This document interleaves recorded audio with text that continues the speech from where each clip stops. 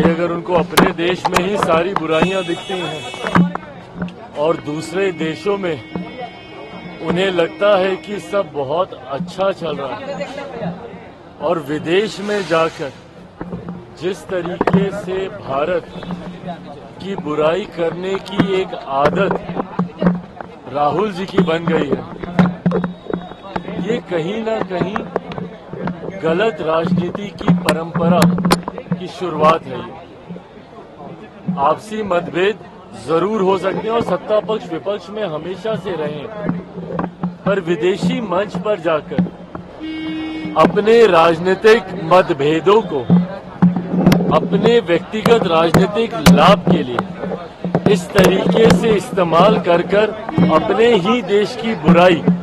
करना, ये कहीं से उचित नहीं है। इस तरीके से विदेश में जाकर आपको कोई भी एतराज है, आप भारत में रहिए, आप तो एलओपी भी हैं,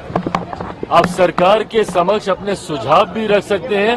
अपनी चिंताएं भी रख सकते हैं,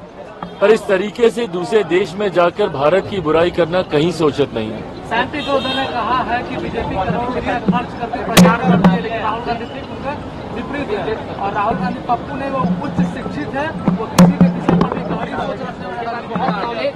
भाई ये सारी बातें जनता के डोमेन में है, पब्लिक प्लेटफॉर्म में है।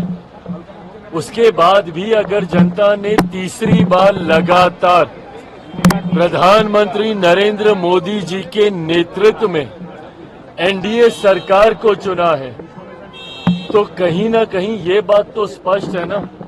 कि सैम पित्रोदा जी जितने भी गुणों का उल्लेख कर रहे हैं राहुल गांधी जी को लेकर, कम से कम भारत की जनता तो उसे स्वीकार नहीं करती होती तो तीसरी बार प्रधानमंत्री नरेंद्र मोदी जी को देश का प्रधानमंत्री नहीं बनाती। लगातार, जो कि भारत के इतिहास में एक बड़ी उपलब्धि है,